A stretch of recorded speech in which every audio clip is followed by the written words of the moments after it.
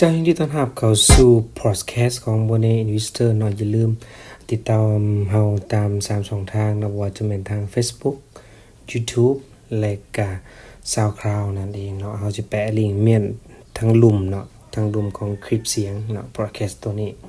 โอเคมื้อนี้เราจะมาเว้าเรื่องเกี่ยวกับเรียนรู้ไว้เนาะ7คุณสมบัติของนักธุรกิจที่ประสบผลสำเร็จก็เข้าใจเนาะทางลาวdaily.com.net ให้ความรู้ตัวนี้เนาะข้าพเจ้าก็ขออนุญาตเอามาเผยแพร่ทุกคนได้ฟังเพราะว่ามันนี่ก็มันจะให้ประโยชน์หลายเนาะตามที่ข้าพเจ้าอ่านมาโอเคเนาะใน7เคล็ดลับนี่เป็นสิ่งที่เพิ่นว่าจำเป็นหลายเนาะในการประกอบธุรกิจของพวกเฮาถ้าผู้ใดกำลังเฮ็ดธุรกิจอยู่ใน7เคล็ดลับนี้ควรจะมีไว้เนาะสำหรับนักธุรกิจที่จะประสบผลสำเร็จมาเข้าเคล็ดลับที่1กันเลยเนาะมีเป้าหมายแน่นอนเนาะเฮาต้องมีการตั้งเป้าหมายไว้ถ้าบ่ตั้งเป้าหมายแล้วเฮาจะรู้ได้แนวใดเนาะว่าเฮาประสบผลสำเร็จฉะนั้นท่านต้องกำหนดเป้าหมายอย่างชัดเจนอย่างที่เอิ้นว่าวัดแทกได้เนาะก็คือตั้งสมมุติว่าปีนี้เฮาอยากได้กำไรเท่าใดเนาะหรือว่าในเดือนนี้ที่ลงรายละเอียดดีเทลก็แล้วแต่เนาะว่าสิ่งใดที่จะเอิ้นว่าประสบผลสำเร็จเนาะแล้วซึ่งแต่ละคนที่จะไต่เต้าเนาะไปถึงจุดหมายความสำเร็จแต่ละต่างๆนานานั่นเนาะแม่นจะต้องตั้งเป้าหมายไว้บ่ว่าจะแม่นระยะสั้นหรือระยะยาวควรจะมีไว้เนาะในการตั้งเป้าหมายครับพระเจ้าก็เริ่มตั้งแล้วและก็เทื่อหน้าเฮาจะมาเว้าถึง OKR กันเว้าถึงการตั้งเป้าหมายเนาะเดี๋ยวเราจะมาเว้าต่ออยู่ในคลิปต่อไปแต่ว่ามื้อนี้เราจะมาเว้าถึง7ตัวนี้ก่อนเนาะที่2เนาะที่2ตัวที่2เนาะสำหรับคุณสมบัติที่2เนี่ยแม่นจะเว้าถึงคำว่าความคิดหรือว่าคิดบวกนั่นเองเนาะ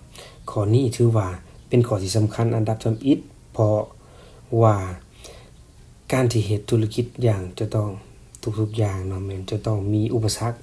ซึ่งการเบิ่งโลกในแง่ดีและก็การบ่ยอมแพ้ต่ออุปสรรคเป็นหนทางแก้ไขปัญหาและก็สิ่งเหล่านั้นจะเฮ็ดให้ท่านประสบผลสำเร็จนะ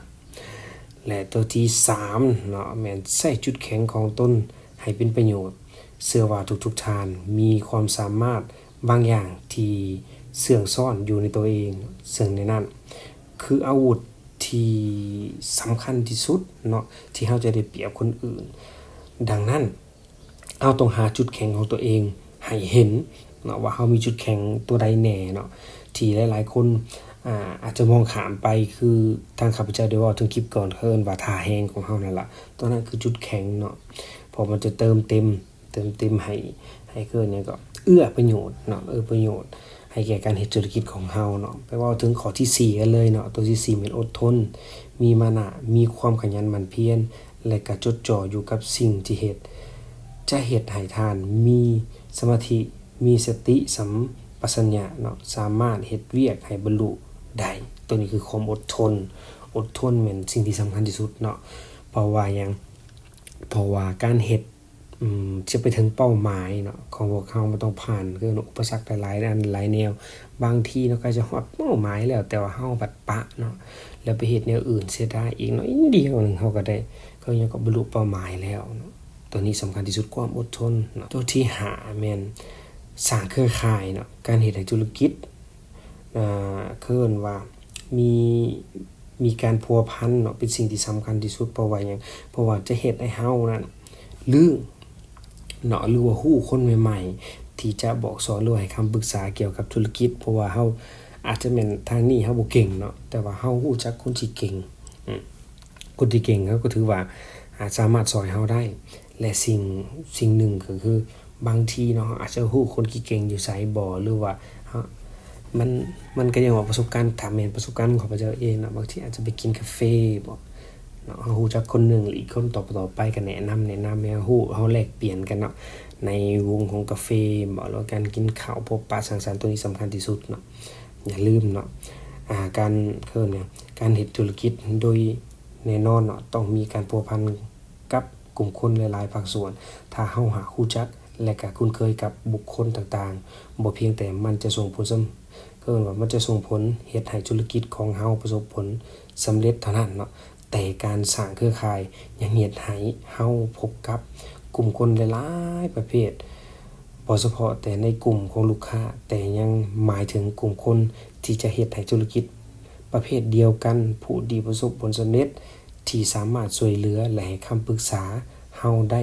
ในอนาคตตัวนี้สำคัญสำหรับการสร้างเครือข่ายนั่นเองและข้อที่6เนาะพร้อมที่จะเรียนรู้ในสิ่งใหม่ๆเชื่อแน่ว่าเมื่อใดหากหยุดที่จะเรียนรู้ก็คือการย่างถอยหลังเพราะการเฮ็ดธุรกิจต้องมีการแข่งขันทางการตลาดและก็ปัจจุบันเนาะก็เกิดจากการนี่ก็มีการเปลี่ยนแปลงของพฤติกรรมผู้บริโภคไปตลอดเนาะฉะนั้นถ้าเฮารู้จักปรับตัว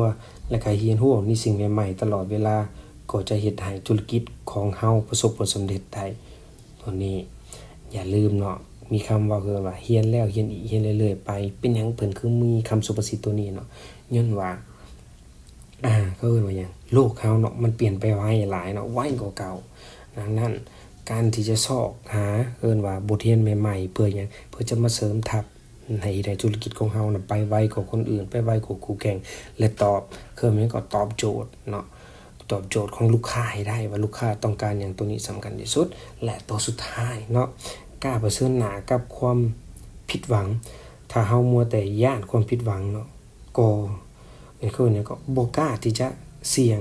ย้านความล้มเหลวหรือว่าล่มละลายนั่นมันจะเป็นอุปสรรคที่เป็นสิ่งกีดขวางสำคัญนั่นก็คือใจเฮาเองตัวนี้สำคัญนั่นคือใจเฮาเองนี่แหละเนาะจงเชื่อว่าบ่มีไผที่จะประสบผลสำเร็จตั้งแต่ก้าวทำบิดที่เฮ็ดธุรกิจดอกเนาะถ้ามีก็คงมีน้อยแต่จงเชื่อมั่นว่า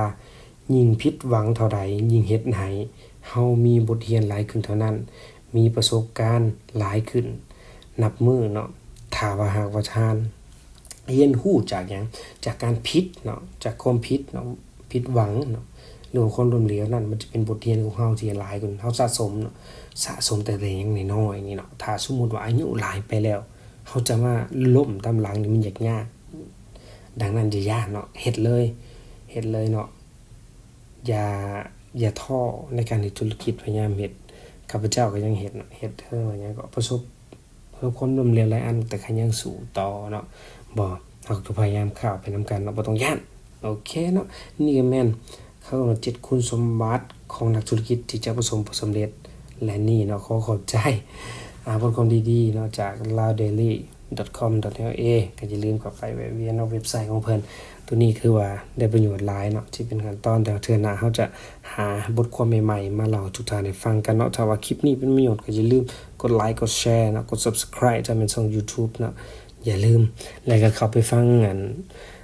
พอดแคสต์ของเฮาเนาะอยู่ในที่SoundCloudจะเปิดใหม่ละอย่าลืมติดตามแล้วมาพบกับเฮาในพอดแคสต์ต่อไปกับ Money Investor บ๊ายบาย